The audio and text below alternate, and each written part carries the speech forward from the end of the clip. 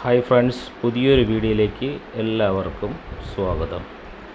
ഇന്നത്തെ വീഡിയോയിൽ ചർച്ച ചെയ്യാൻ പോകുന്നത് ഗിയർലെസ് ടു വീലറുകളിൽ എഞ്ചിൻ ഓയിൽ മാറ്റുന്നതിൻ്റെ കൂടെ തന്നെ ഹൗസിംഗ് ഓയിൽ എങ്ങനെ ചേഞ്ച് ചെയ്യാമെന്ന്, അഥവാ ഗിയർ ഓയിൽ എങ്ങനെ ചേഞ്ച് ചെയ്യാമെന്ന് നമുക്ക് നോക്കാം.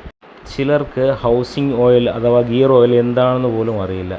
തിരക്കിട്ട യാത്രയിൽ എഞ്ചിൻ ഓയിൽ മാത്രം മാറിക്കൊണ്ടു പോകുന്ന പ്രവണതയാണ്.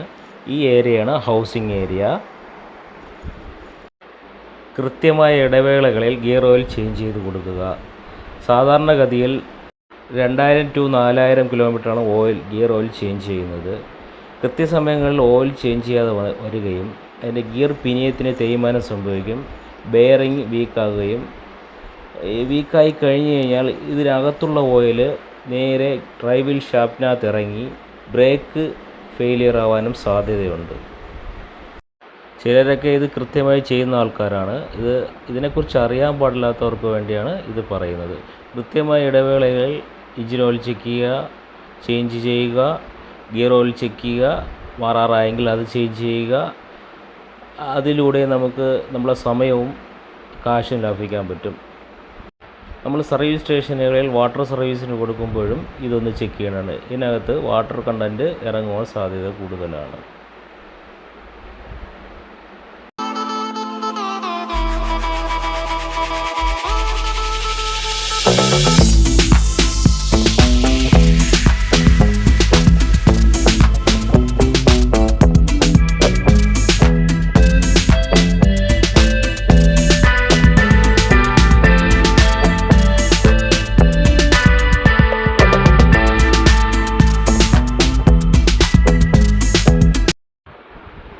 ഇതിൽ യൂസ് ചെയ്യുന്ന ഓയിൽ, നമ്മൾ ഒഴിക്കെടുക്കുന്ന ഓയിൽ 80W90 ആണ്, 120 ml.